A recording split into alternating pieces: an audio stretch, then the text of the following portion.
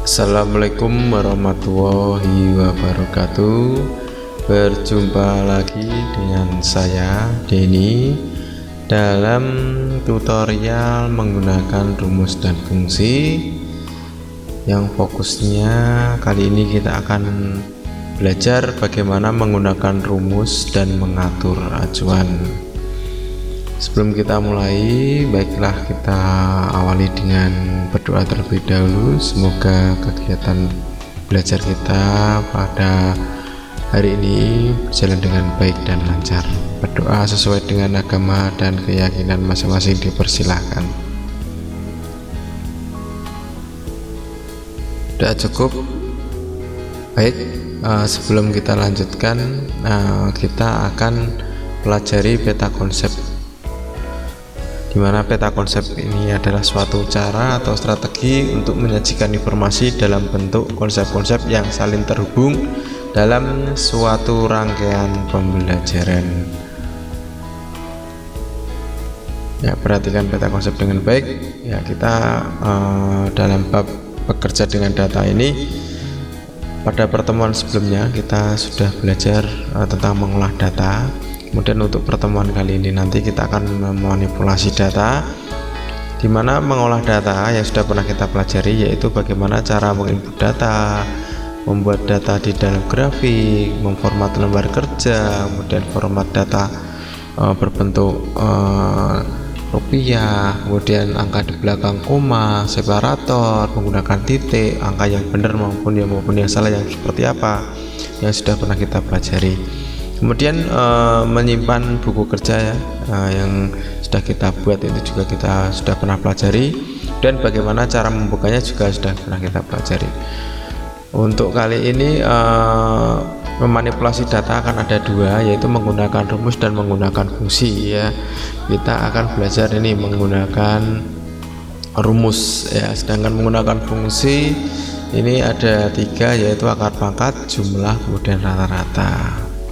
Baik, kita pelajari dulu apa itu rumus. Ya, rumus adalah persamaan-persamaan yang membentuk perhitungan, kemudian mengembalikan informasi, memanipulasi sel, menguji kondisi, dan sebagainya. Sedangkan fungsi adalah rumus yang sudah didefinisikan untuk mencari nilai-nilai tertentu dengan menggunakan data atau kumpulan data yang ada atau yang bisa disebut argumen. Ya, ini beberapa bagian dari menggunakan rumus. Yang pertama adalah operator aritmatika, kemudian operator perbandingan, kemudian operator acuan. Kemudian untuk mengatur acuan yang akan kita pelajari yaitu acuan relatif, kemudian acuan mutlak, dan acuan campuran. Berikutnya yang ketiga ini akan saya jelaskan di bab berikutnya, ya, atau di pertemuan yang selanjutnya. Jadi kita jelaskan di awal. Ini ada 4, ya. Yang ketiga operasi aritmatika, kemudian fungsi statistika.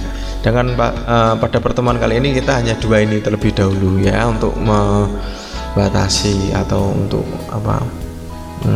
kita bagi 2, ya, kita bagi 2 supaya tidak terlalu banyak yang kita pelajari. Kemudian menggunakan rumus ini, operator aritmatika digunakan untuk membentuk operasi-operasi matematika dasar seperti penjumlahan, pengurangan, pembagian, perkalian, pemangkatan, dan presentasi. Ini tabelnya sudah saya siapkan, yaitu simbolnya. Ini ada plus, ya, untuk operasinya berarti penjumlahan, contohnya 5 plus 8, jadi ada operatornya plus, ya, kemudian hasilnya 13. Dan minus pengurangan 9 minus 6 hasilnya 3. Nah, ini untuk perkalian di sini kita menggunakan bintang, ya. Kalian itu simbolnya bintang, dan contohnya seperti ini, kemudian hasilnya 20. Dan slash, ya, atau garis miring, yaitu operasi pembagian, contohnya 20 bagi 4 punya 5. Dan caping, ya, atau pangkat, pemangkatan, ini simbolnya yaitu shift dengan angka 6, ya. Dan operasinya namanya pemangkatan, contohnya ini 2 pangkat 3 dengan 8. Terus yang terakhir adalah persen, yaitu persentase. Contoh penulisan 20%, hasilnya 0,2. Tuh. Dan operator perbandingan digunakan untuk membandingkan dua nilai, ya, namanya juga perbandingan, berupa nilai logika yaitu true atau false. Jika hasilnya perbandingan benar, maka hasil yang ditampilkan adalah true. Apabila salah, maka yang ditampilkan adalah false. Tuh ya, ini tipe perbandingannya. Ini sama dengan di matematika ya. Tipe perbandingan sama dengan simbolnya sama dengan seperti ini. Contohnya, apakah 20 sama dengan 15? Ya, ini kan salah ya, maka hasilnya false. Berikutnya, lebih besar dari, ya simbolnya ini ya, matematikanya kayak gini. 20 lebih besar dari 15, benar. Dan lebih kecil dari, ini simbolnya. Kemudian 20 lebih kecil ya, lebih kecil dari 15, hasilnya false ya. Kemudian lebih besar dari atau sama dengan, ini penulisannya seperti ini ya, 20 lebih besar atau sama dengan 15, hasilnya true. Dan lebih kecil dari atau sama dengan, ya simbolnya seperti ini, 20 lebih besar atau lebih kecil dari atau sama dengan 15 ya, hasilnya false karena lebih besar ya. Kemudian tidak sama dengan, ya penulisannya ini lebih kecil dan lebih besar dijadikan satu seperti ini ya. Nah, ini hasilnya true ya, tidak sama dengan 20 tidak sama dengan 15, berarti benar. Itu ya cara pembacaannya operator perbandingan. Kemudian ada yang berikutnya adalah acuan operator, yaitu berfungsi untuk menggabungkan selang sel yang terlibat dalam perhitungan. Ya, ini simbolnya titik 2, artinya operator jangkauan menghasilkan satu acuan dari semua sel di antara dua acuan tersebut ya, termasuk kedua acuan tersebut sendiri. Contohnya penulisannya ini A2.2 A12, yaitu mengacu pada semua sel mulai dari A2 sampai dengan A12. Maaf, ini tulisannya salah ya, A12. Kemudian koma simbolnya yaitu operator penyatuan, menggabungkan banyak acuan menjadi satu acuan ya. Nih tulisannya sum. Oh ya, saya ingatkan terlebih dahulu, di depan semua rumus ini ada sama dengan ya, termasuk yang depan tadi ya, seperti ini di depannya diawali dengan sama dengan ya. Sama dengan yang ini juga ya, contoh yang ini harusnya ada tulisan sama dengan ya. Kalau penulisan real di pengolah katanya, pengolah angkanya. Jadi kita kembali ke yang ini, koma ya tadi ya, operator penyatuan menggabungkan banyak acuan menjadi satu acuan ya, sama dengan sum B5.2 B15 koma ya, di sini ya pakai koma, dan D5 sampai D15 ya, titik 2. Ini mengacu kepada semua sel mulai dari B5 sampai B15 dan nah ini kan berarti ada dua acuan ya, B5 sampai B15 dan D5 sampai D15 itu. Dan spasi ya, operator perpotongan, yaitu mengacu kepada sel yang menjadi perpotongan antara dua acuan. Ini contohnya ya, B7.2 D7 spasi C6.2 C8, yaitu mengacu pada perpotongan sel antara B7 sampai dengan D7 dan sel C6 sampai dengan C8 ya. Dalam kasus ini adalah C7 itu ya. Ya, kemudian tingkatan operasi atau operator, yaitu tipe perbandingannya titik 2 spasi tunggal koma, hasilnya adalah operator acuan, dan negatif, tanda negatif, persen, tanda persentase ya. Kemudian ini caping, pemangkatan, bintang, dan slash ini perkalian dan pembagian, plus dan minus ini penjumlahan dan pengurangan, dan itu penggabungan dua string ya. Terus yang terakhir sama dengan, lebih kecil, lebih besar, kemudian lebih kecil dari atau sama dengan, lebih besar dari atau sama dengan, dan tidak sama dengan ya. Ini namanya hasilnya perbandingan. Itu ya, nanti dihafalkan, dipelajari ya, kita belajarnya pelan-pelan. Kemudian mengatur acuan ya, ini contoh penggunaannya ya. Nanti kita langsung aja ke prakteknya untuk mengatur acuan ya. Ini caranya saya ulangi lagi ya. Ya, sel acuannya sel di kolom C baris 9, berarti C9, dan selangnya sel di kolom C baris ke-5 sampai 20. Ini penulisannya seperti ini, jadi dihafalkan ya. Dan selang sel baris 5 kolom A sampai D, ya kolomnya itu yang A, barisnya itu yang belakang ini ya, ini jadi penulisannya seperti ini. Kemudian semua sel di baris 5, ini penulisannya seperti ini penggunaannya. Kemudian semua sel di baris 5 sampai 10, nah ini jadi penulisannya seperti ini. Dan semua sel di kolom L, nah berarti penulisannya seperti ini. Dan semua sel di kolom L sampai dengan K, L T2K. Dan yang terakhir selang sel di kolom A sampai C dan baris 5 sampai 10, ya penulisannya seperti ini. Ya, nanti dipelajari lebih lanjut atau di pause video rekaman ini dan dipelajari. Berikutnya adalah mengatur acuan. Yang pertama, acuan relatif. Ya, acuan relatif merupakan acuan pada rumus yang akan berubah secara otomatis apabila sel tempat rumus yang digunakan berubah.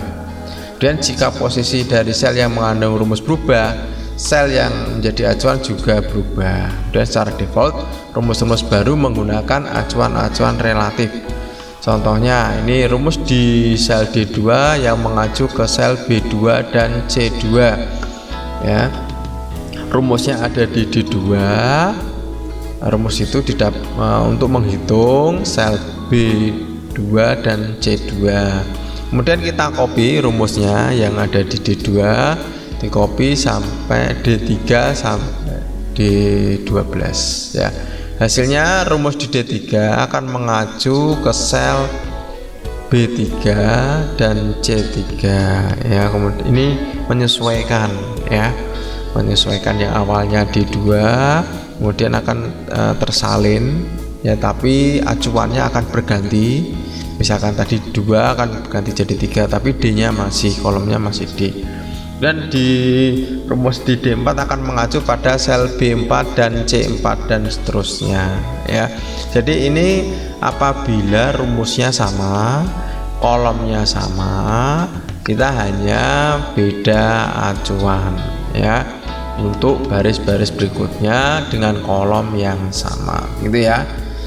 Ini pengaplikasiannya langsung kita praktekkan ya. Saya akan menuju ke lembar kerja saya yang relatif terlebih dahulu. Ini ya, ini nanti Anda coba ketik ya. Ini persis seperti ini. Ada nama matematika bahasa Inggris penulisan rumus hasil. Ini namanya terserah kalian apa yang diganti sama dengan ini. Ya di sini ya.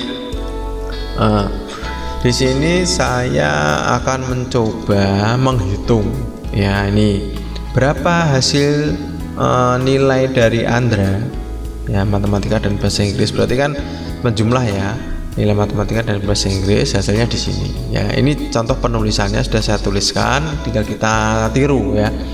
Sama dengan, ingat semua rumus harus kita awali dengan sama dengan. Kemudian nilai Andra matematika berapa? Nah ini 88, kita klik ya. Kemudian kita tekan tanda plus, kemudian klik pada bahasa Inggris ya, seperti ini. Nah, ini bacanya ya, kita akan menjumlahkan B2, B2 dan C2. Kita jumlahkan ya, maka kita akan ketemu nilainya Andra ya, hasilnya berapa ya, kita tinggal enter ya. Kalau sudah seperti ini, coba kita cek di sini keluar hasilnya, tapi di rumus formulanya perhatikan ini sama dengan B2 sama C2. Nah, jadi ini tidak ditulis manual ya, ini tidak ditulis manual, tapi kita ketik menggunakan rumus. Nah, relatif tadi itu menyalin ya, perhatikan rumusnya sama, kolomnya sama, B sama C, hanya ininya beda, barisnya beda, ini barisnya pindah 2, 3, 4, 5, 6 ya. Maka di sini kita bisa menyalin ini ya. Kita klik kanan copy, kemudian kita drag, kita letakkan di sini, klik kanan paste ya, kita paste. Nah tuh udah keluar. Coba perhatikan secara otomatis ini rumus formulanya, perhatikan ya. Coba saya klik dari atas sampai bawah. Nah ini Nah, yang berganti hanya barisnya, sedangkan kolomnya masih B dan C, gitu ya. Sama dengan ini. Kalau tulis ini terlalu kecil terlihat, berarti kan ini. Ya, Anda coba pahami ini. Kita menyalin rumusnya turun ke bawah otomatis ya. Itu nanti beda lagi dengan mutlak dan campuran, itu ya. Tuh, caranya menyalin bisa dengan cara yang lain. Ini saya hapus. Letakkan di sini, arahkan ke pojok sini, klik tahan, bawa turun ke bawah. Itu sama saja. Itu ya. Itu tentang relatif. Dah, kita kembali ke materi. Berikutnya adalah menggunakan rumus dan fungsi, yaitu mengatur acuan, yaitu acuan mutlak. Di mana acuan mutlak adalah acuan pada rumus yang tidak berubah. Ya, meskipun sel tempat rumus yang digunakan berubah. Nah, ini hati-hati ya, penjelasannya nanti dipahami benar-benar sebelum mempraktekkan. Dan acuan sel mutlak dalam rumus misal ini string ya, string A kemudian string I angka 1 ya, ini A1 dikunci ya menggunakan tombol F4 ya. Jika posisi sel yang mengandung rumus berubah, maka sel acuan akan tetap sama ya. Dan jika posisi sel mengandung rumus berpindah ke baris berikutnya, acuan mutlak tidak akan disesuaikan. Secara default, rumus yang baru akan menggunakan acuan relatif dan kita harus mengubahnya sendiri menjadi acuan mutlak. Contohnya ini, ada rumus di D2 mengacu ke B2 dan C2, dan rumus itu kita copy, yang D2 kita copy dari D3 sampai D12. Hasilnya D3 akan mengacu ke sel B2 dan C2, rumus D4 akan mengacu ke B2 dan C2 dan seterusnya. Jadi ini akan berhenti, maksudnya seperti itu, rumusnya sama meskipun dibawa ke bawah itu tetap menghasilkan rumus yang sama gitu ya. Kita coba mempraktekkan. Ini tabelnya yang akan kita gunakan. Kita menuju ke tabel saya, yaitu tabel yang mutlak ini ya. Ini masih menggunakan tabel yang sama supaya cepat ya, dan nanti ketikkan proses seperti ini untuk memahami sedikit aja, yang penting paham gitu ya. Di sini kita letakkan, di sini kita ketik rumus ya, persis yang ada di sini ya, sama dengan B2. B2 itu mana? Sini ya. Ini kita kunci menggunakan tombol F4 ya, tekan aja tombol F4 ya. Kalau Anda tidak bisa ya manual boleh ya, ketik manual dan plus, dan kita klik C2 nah seperti ini ya. Kemudian kita tekan tombol F4 lagi, jadi ini kekunci itu ya. Jadi ini kekunci, ini kekunci, baik gitu, dan kita enter. Nah hasilnya 178. Ini tambah ini. Nah ini kita akan menyamakan dengan yang ini. Jadi rumusnya itu paten yang dihitung itu hanya ini sama ini ya. Coba kita copy. Nah itu ya. Jadi ini diabaikan. Jadi angka-angka ini diabaikan. Intinya gitu. Jadi kita berhenti berapapun nilainya, nanti keluarnya perhitungan rumusnya ini sama ini terus, intinya seperti itu gitu ya. Yuk kita hapus, saya ulangi lagi ya, sama dengan 88. Ini permanen, ini tidak akan dihitung ya, berarti yang bawah ya. 4 plus kemudian C2 F4 dah, enter ya. Anda copy seperti ini, Anda paste dah, selesai itu ya, mudah kan ya. Itu tentang ini tadi acuan mutlak. Kemudian yang terakhir adalah mengatur acuan campuran, yaitu acuan campuran, yaitu acuan yang mencampurkan acuan relatif dengan acuan mutlak ya, itu memiliki kolom mutlak, baris relatif atau kolom relatif, dan baris mutlak. Kolom dan baris acuan mutlak memiliki bentuk, nah ini bentuknya seperti ini ya, masih menggunakan tombol F4 untuk membuat string ini ya. Kita klik di selnya, kemudian tekan tombol F4, atau manual string itu shift dengan angka 4 ya. Ini seperti ini